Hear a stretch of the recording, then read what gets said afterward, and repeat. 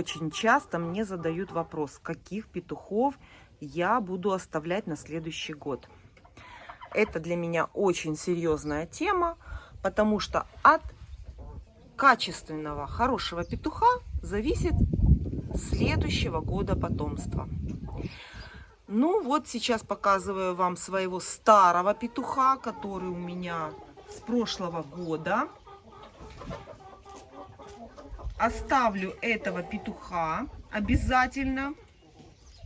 Конечно, я понимаю, что петуха лучше брать нового, но для подстраховки оставлю этого петушка и на следующий год. Пока решила сделать так.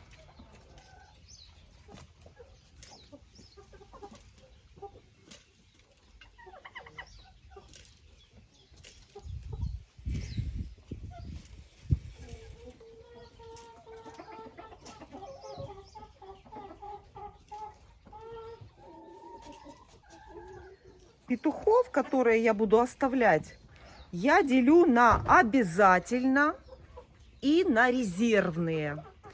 Вот этот петушок у меня остается на следующий год.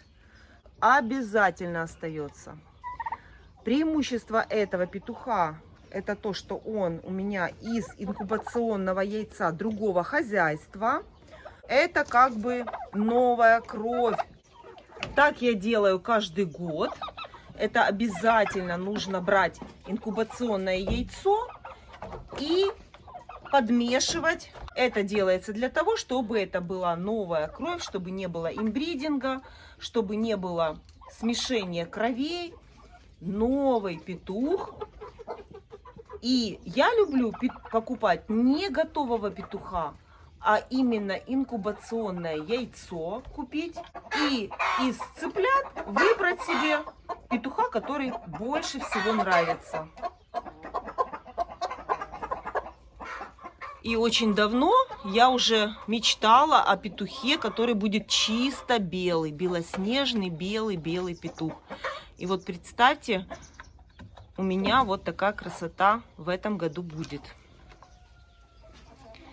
Это петушок, которого я оставлять буду обязательно.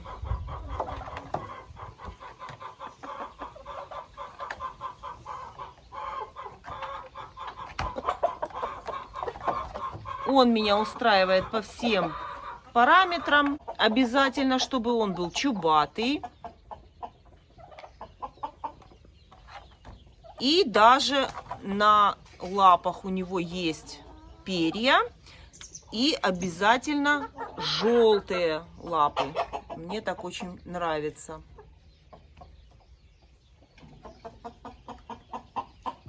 Ну, то, что у него на спине пошла рыжина вот такая, это ничего страшного.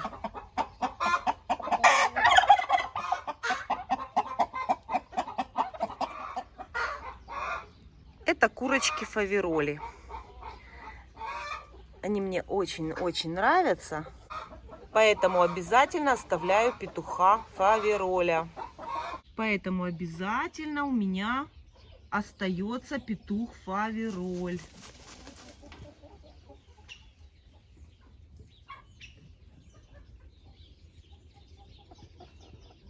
Вот такой вот красавец остается. Это петушок фавероль.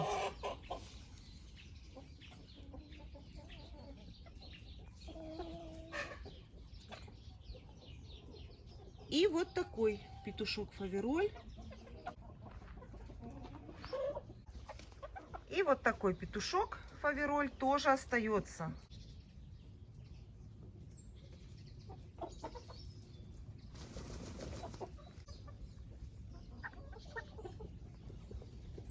И вот такой петушок обязательно остается. Будет 2 фавероля. Обязательно должен быть резервный.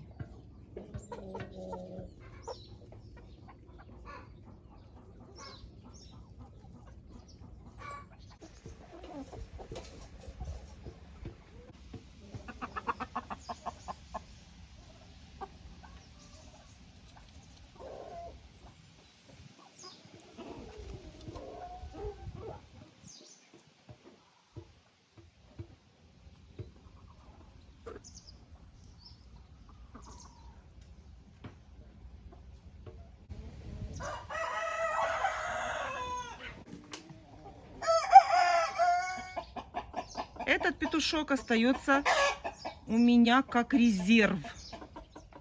Это тоже с покупного инкубационного яйца.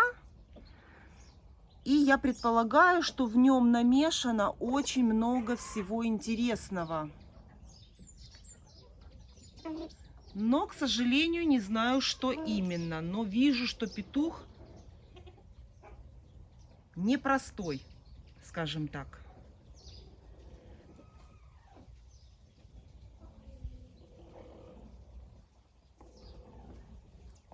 Поэтому оставлю еще и в резерве вот этого петушка.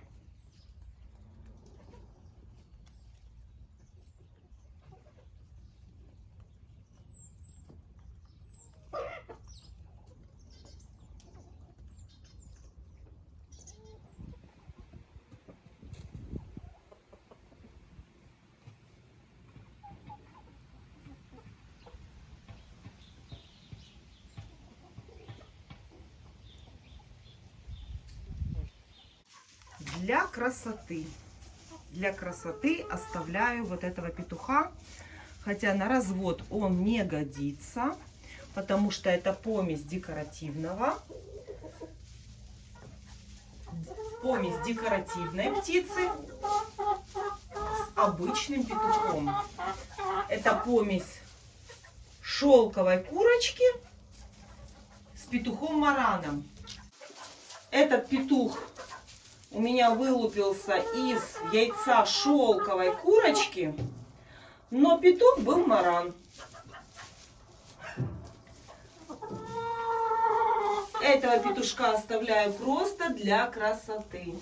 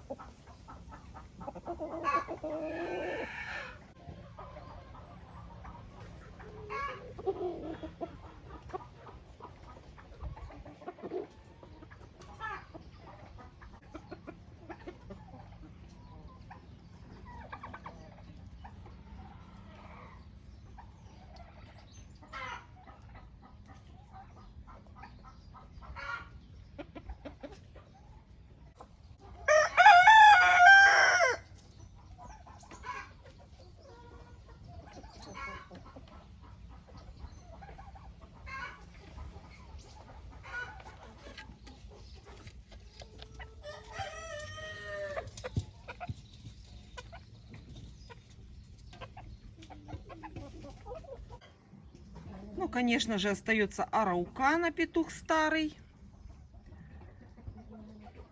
И шелковые.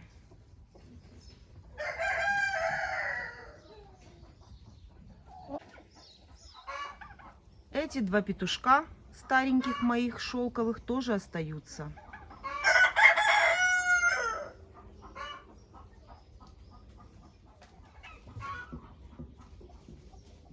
Это петух араукана.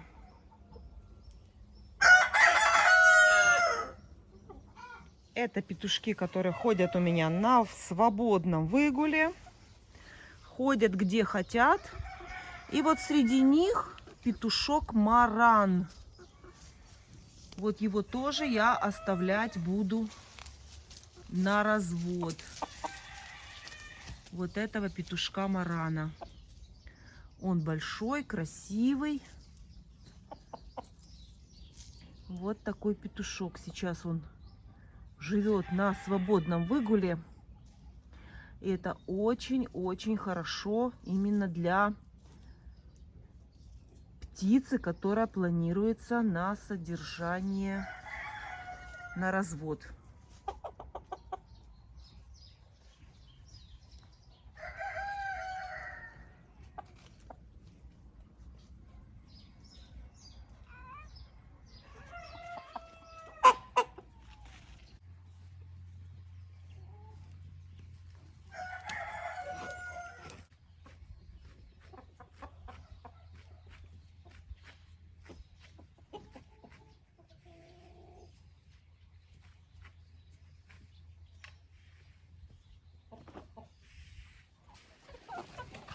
Это петух Маран из покупного инкубационного яйца, но он мне абсолютно не нравится. Посмотрите, какие короткие ноги у него.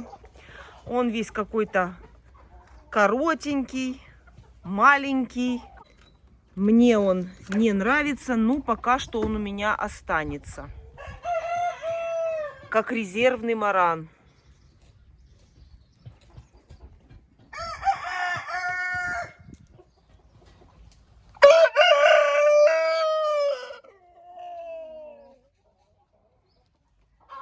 Ну вот, пока что все. Я вам показала всех петушков, которых планирую оставить.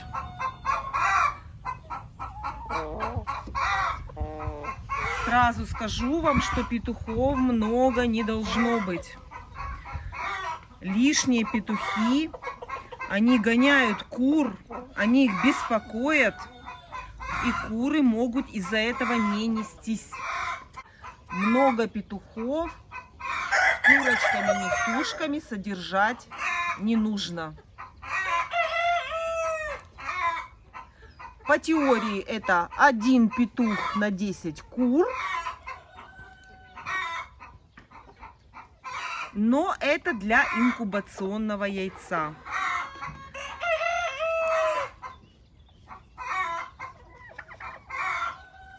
Один петух на 10 кур — это если вы хотите собирать инкубационное яйцо.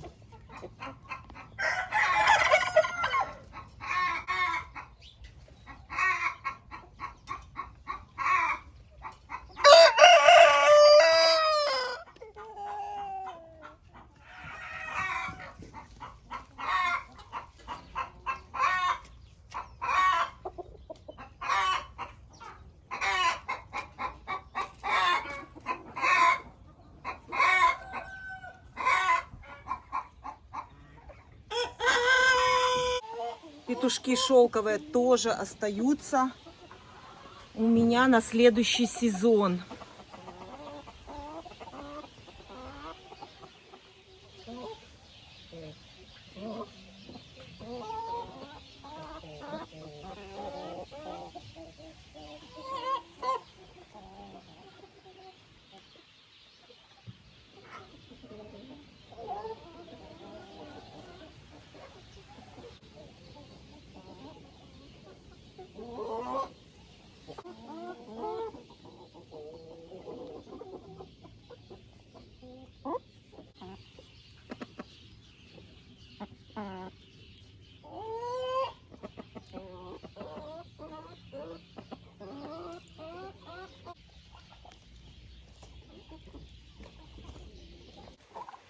Выбирая петуха, я в первую очередь смотрю на внешний вид, на внешнее состояние петуха. Петух должен быть красивый и должен нравиться вам. Той расцветки, которая нравится вам. А потом уже смотрю другие критерии. Петух должен быть хорошего характера. У петуха должен быть спокойный характер. Он не должен быть дрочливый. Он не должен быть вот такой, знаете, бывает такой, бегает кипишной, я называю. Он должен быть в меру такой хозяин. Правильнее сказать, он должен быть в меру активный. А дальше я уже смотрю на детали. У петуха должны быть ровные пальцы. Ровные... Ну ты посмотри, не дает мне снимать.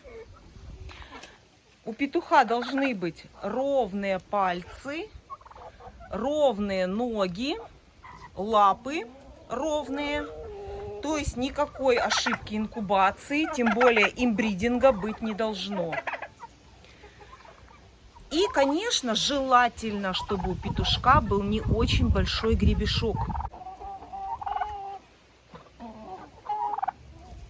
Это очень важно, когда очень холодные зимы. Если будет большой очень гребешок, то такого петуха нужно содержать в помещении. А Так как у меня куры живут на даче сами, и они выходят, когда хотят, точно так же и зимой, и в сильный мороз они гуляют сами по своему желанию. Поэтому гребешок я выбираю средний, для того, чтобы он в сильный мороз не отмерзал. Это очень важно. Если вы хотите большой листовидный гребень, то такого петуха вам, к сожалению, нужно будет держать только в помещении. Зимой такой гребешок, как правило, отмерзает, замерзает, и петух страдает.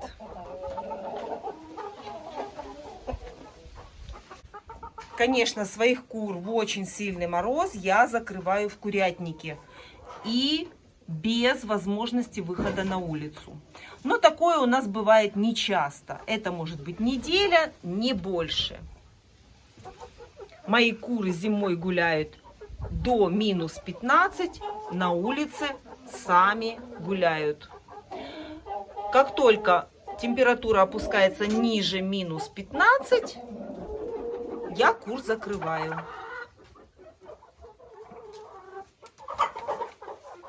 Закрываю в помещении курятника.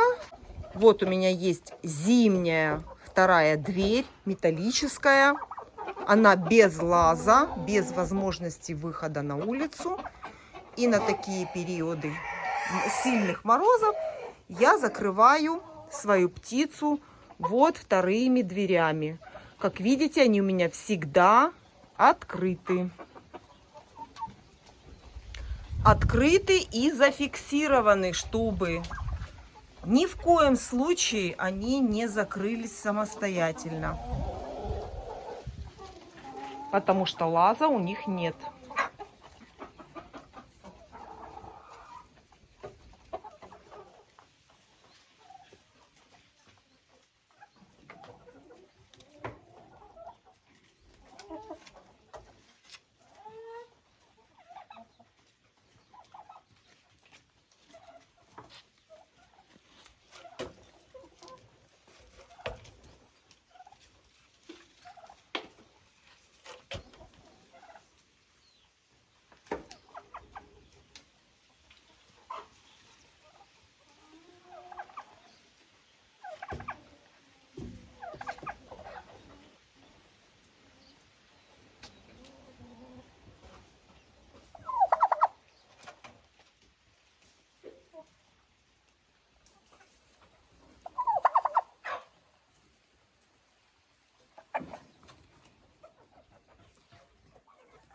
Вот видите, все бы ничего, петушок.